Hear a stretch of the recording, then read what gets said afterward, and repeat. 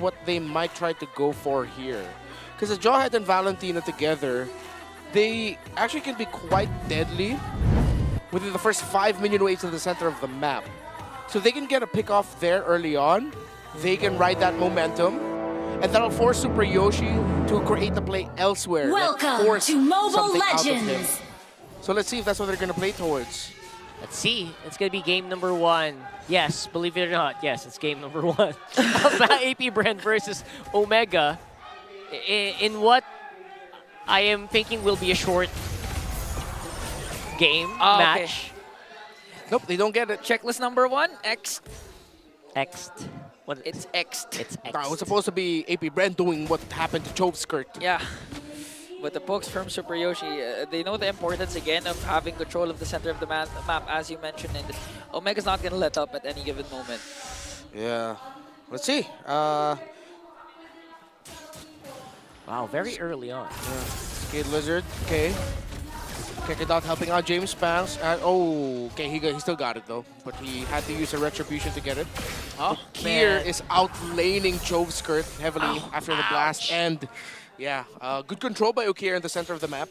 By the way, pull yourself together for the Cho. So the change for PYT, that is 12% cooldown reduction given right away, but you gain 1% extra for each kill or assist, max at 8 stacks. So you can potentially end with 20% cooldown reduction for your battle spells and equipment active skills. You're going to want that flicker always available for Super Yoshi, so they can always go for the backlight, specifically Shizu. Yeah. And that counts for the conceal as well. Oh, there you go. That's one reason to pull yourself together. Now, Kekidot, now that you guys mentioned it, you know what? I hope you can get full value of this Jawhead. If you're gonna first pick it, you should get value here. Otherwise, people are just gonna say, you know what? Why pick it at all? Yo, Super Yoshi in too deep. Kekidot back off. Okay, Kekidot still holding on to the turtle. Here comes James Spanks. He's pushing it. AP Bren might just go for the turtle take instead. But the clapback coming in from Omega. Andoryu very low here as there goes in with the power of Wilderness. Going to bring down the jungler of Omega. Lewis with a split. Going to get stacks up there, but they're just going to disengage. Whoa. Respect to AP Bren, they should have played that so much better. James Spanks, no fear. Super Yoshi just a bit late on the last activation of the Jeet Kune Do, hence James Spanks able to secure the turtle. I thought Kekidot was making a wrong decision for holding onto the turtle instead of backing off, but he stood his ground, ignored Kekidot, and they were still able to walk, ignored Super Yoshi, and they were still able to walk away with the turtle. So there's that. Add to that, something that Jome has been doing since last week is rushing Skypiercer actually as a Granger. So that's his first item built. There you go. And it works very well, especially for Grangers, right? Especially considering you have very good trust. Super Yoshi's on the Cho. More likely than not, you guys are going to be the ones who will do the hunting, not the other way around. Especially with Andoryu on the Suyo, feels like Jome will have a lot of free time, a lot of free opportunities here to get that last hit and charge up that Skypiercer. Yeah, but again, that could be used up against them if Kekidot manages to have a good throw either onto Super Yoshi, but Super Yoshi goes in with a Jeet Kune Do. Here comes the Unstoppable Force, the clapback once again for AP Bren. That's another kill for the Bees. There you go, Renmar. He's getting some value on that Jawhead. You know what? Sure, yeah. First pick Jawhead working out very well for AP Bren. At least for now. At least for now. But they're taking the right conditions. They're not being overly aggressive with it. He's supplementing James Spanks very well, helping him get vision in the areas where he could potentially invade. He's holding the right shrub right now for this turtle to show up. Holding on to it. All right. Kekidot's been great so far in this Jawhead. Okir, though, very spicy on the damage for this Vexana. Have to be very careful here. Super Yoshi looking for one. Okay, there, onto the back. Got stopped there by Super Yoshi with a kick. Unstoppable Force coming in from Kekidot to zone them out as James Pax secures the turtle. They spent a lot of effort trying to take that guy here. Yeah. That was there. Very clean right now for AP Bren. Good structure for how they're approaching things. And now the first item locked in for the Valentina is the Enchanted Talisman. And the Valentina did get Inspire, so at this point that's already a 30% cooldown reduction on him, so be able to dish out the combos much quicker. About crucial. Nice snipe. Yoshi. Trying to get some fight onto that vision. Vision very important, especially on the bottom side of the map where you have to still keep Shizu alive. Don't never forget that if you're AP Bren. Yeah. And now I think Omega are making the right call here. They're going to have to start focusing a little bit more onto this Bruno, because this lineup of AP Bren, though they're not getting the super aggressive, kill-hungry playstyle that you're used to seeing from Jawhead, they're doing the right things, controlling the center, winning the turtles. Oh!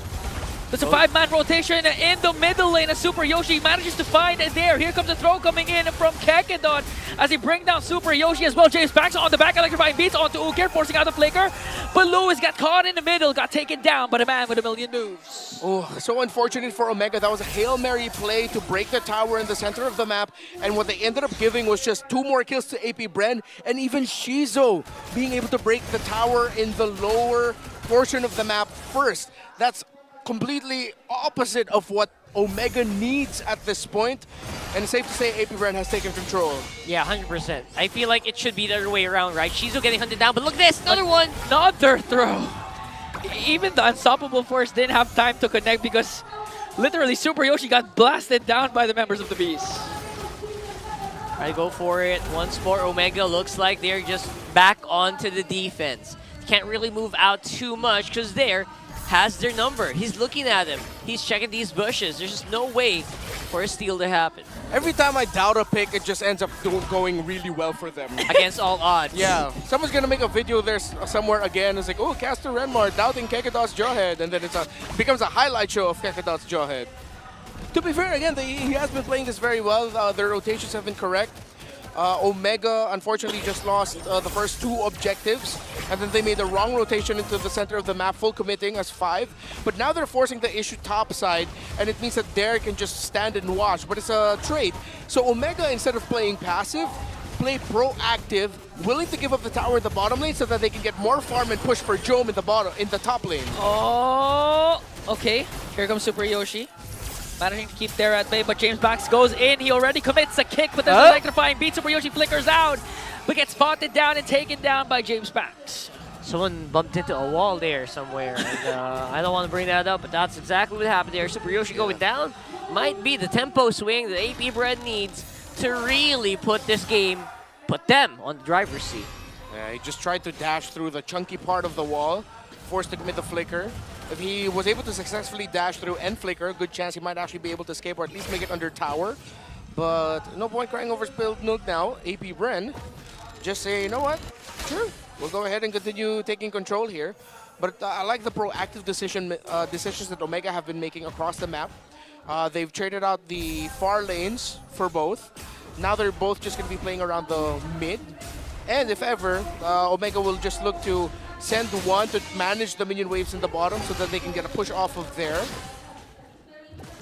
Oof, while all this happening though, some resources really do have to get defended here. Yeah. 4.5k for AP Bren is no joke, especially in this early on in the game. Okay, Chauve Skirt has his own way of the dragon, so if ever Super Yoshi dashes in, they can full commit, but they're gonna decide not to because there's a major objective respawning in 4 seconds. It's going to be hard to make a position happen, especially knowing that your opponent actually has Way of the Dragon as well. 8-minute Lord is starting to become really important for our teams. Oh, there was a flicker from there, but James Bax secures the Lord. Omega, will they look for the engage? Super Yoshi goes in with a double man knockoff plus the flicker combination, but the damage is there for James Bax. AP Bren got the Lord plus the kill off the Yoshi.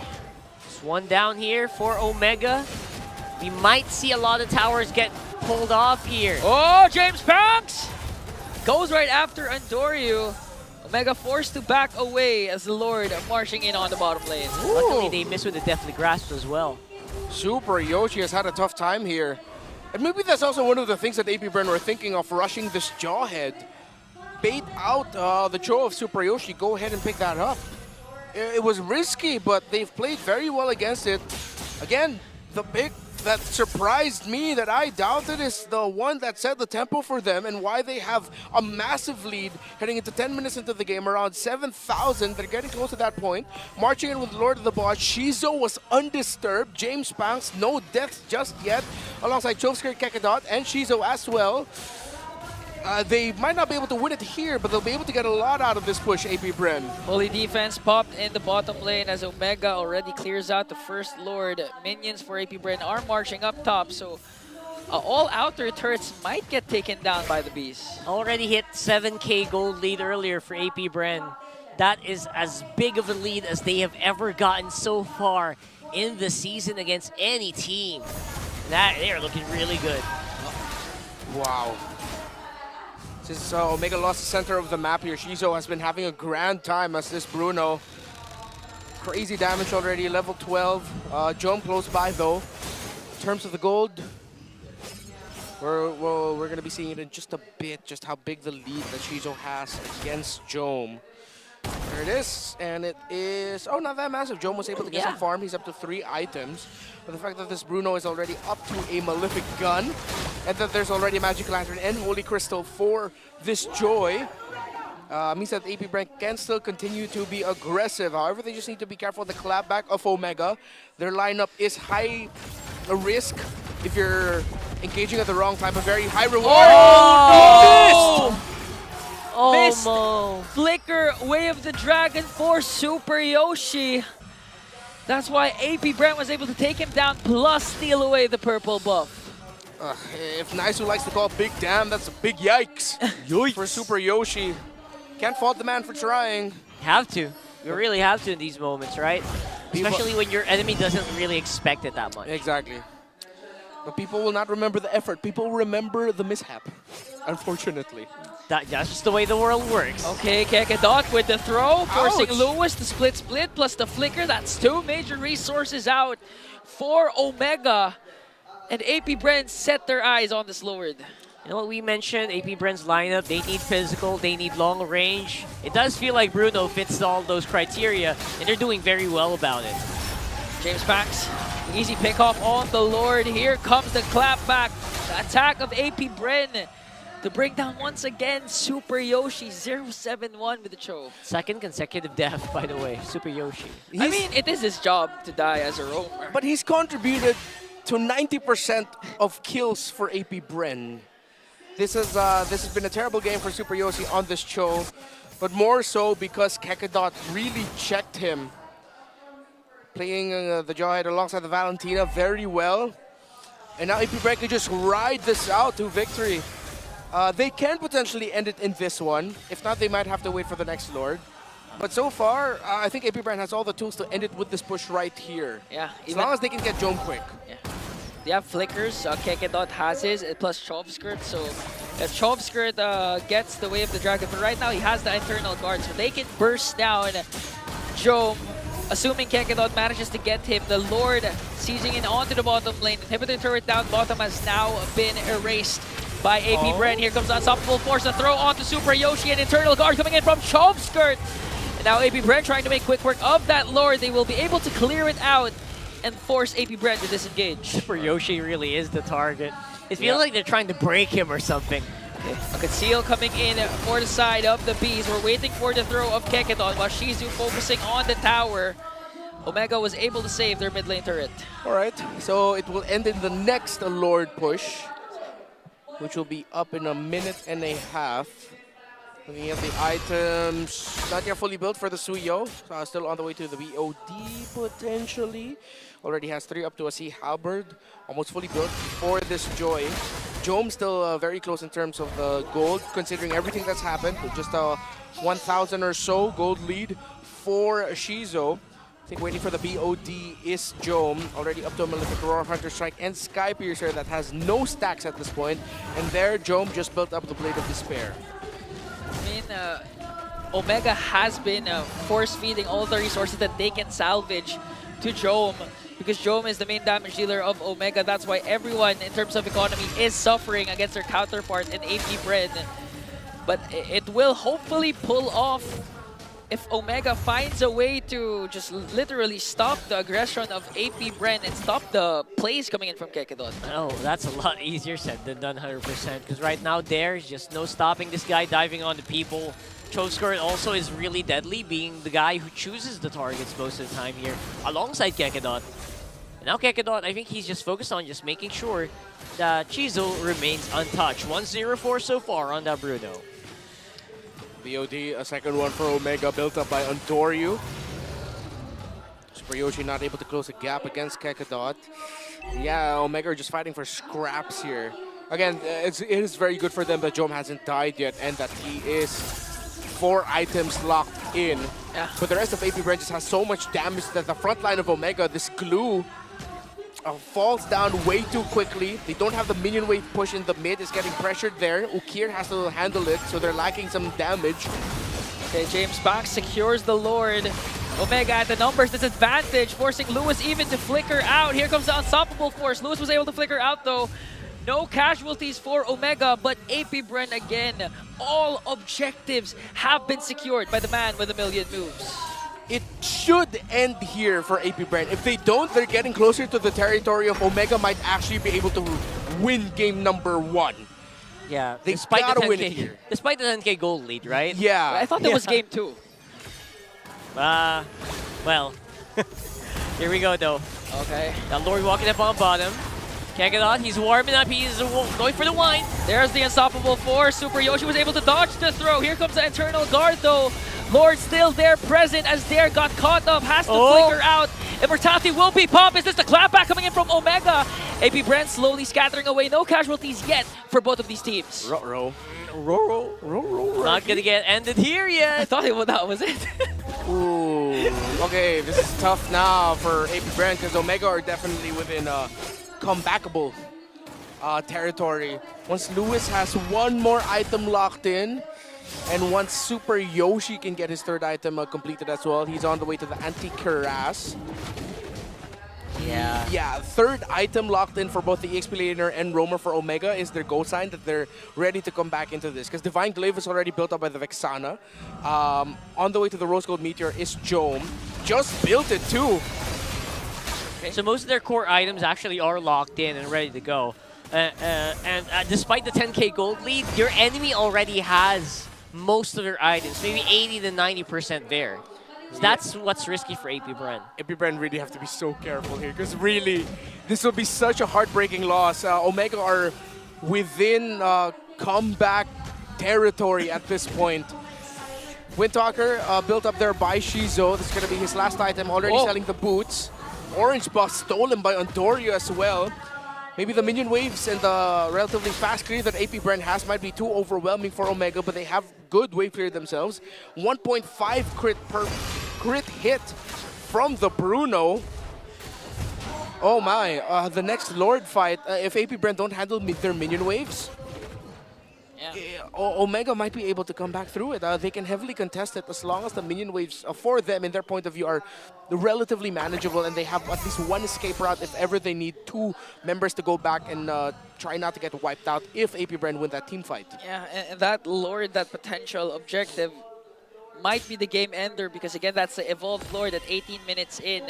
So far, AP Bren has secured all objectives, neutral objectives for James Banks, but I feel like Omega will come up with a play to even out the score. Yeah. Okay, so Blade Armor, Athena Shield, Dominance Ice was the full build item there for the glue. So Lewis has the items to deal with the Bruno since there's no Malefic Roar there. It's a Malefic Gun, crit build, focus. But it's a rush for AP Bren. Here comes Omega. Okay. A kick! They managed to find Kekedon here. Kekedon forced to flicker out. Here comes the clapback once again. Jome being able to deliver the Death Sonatas. Oh! With the first man down will be Lewis. There might be next on the shopping block. Here comes Super Yoshi with a Jit Kundu double man knockoff. A lot of damage coming in from Oak here. Queller's not going to connect onto Dare, so still no casualties for the Bees. Yeah, Jome misses on the snipe a few here, and Dare just refuses to go down, giving Omega such a hard time and basically baiting them. Yeah, Luis fell down too fast, but Omega are still showing themselves here. 4 versus 3. Okay, 4 on 3. Super Yoshi was forced to retreat and clear out the minions in the middle lane and also the bottom lane. Here comes Kekedot with an unstoppable force on Dorio, manages to dodge it. Here comes the Eternal Guard, Retribution battle. Shizu will secure the Lord as AP Bren disengage. Had to let go of that 100%, and now it's the Evolved Lord walking it up on the mid.